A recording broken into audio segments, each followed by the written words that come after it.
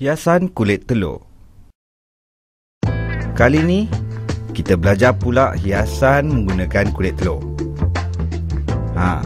Kulit telur pun boleh diguna pakai sebagai bahan penghias yang unik. Cara nak buatnya pun sangatlah senang. Mari kita belajar macam mana nak buat hiasan ni.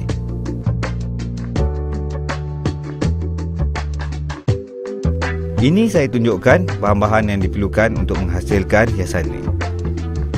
Mula-mula kita perlukan pasir baja, skup tanah, kulit telur, bekas hiasan, gunting, dan juga dedaun atau pokok.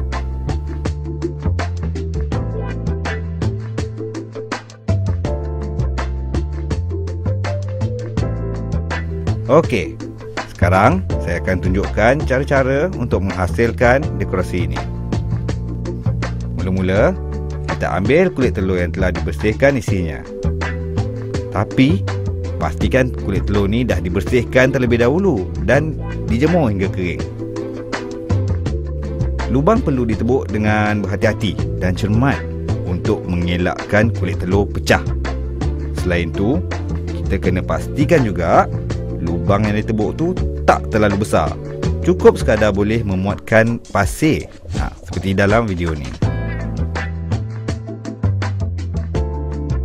Kemudian kita masukkanlah pasir ke dalam kulit telur. Masukkan sehingga separuh penuh, seperti ni. Lepas dah selesai masukkan pasir, kita masukkan dedaun atau pokok yang kita mahu jadikan sebagai hiasan. Nak letak bunga pun boleh, ikut kreativiti masing-masing lah ya. Kita guntingkan sedikit bahagian bawah dedaun ni, supaya mudah untuk kita cucuk ke dalam pasir tadi. Susun kedudukan dedaun tu biar nampak menarik.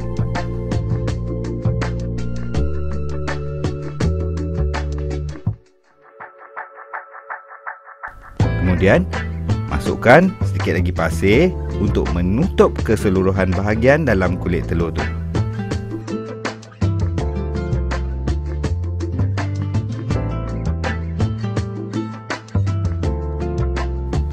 Inilah hasilnya kulit telur yang telah dimasukkan pasir dan daun. Ambil bekas hiasan yang dah tersedia di situ dan letakkan ia ke dalamnya. Inilah hasilnya hiasan menggunakan kulit telur. Setelah siap ni, bolehlah diletakkan di dalam rumah untuk dibuat hiasan.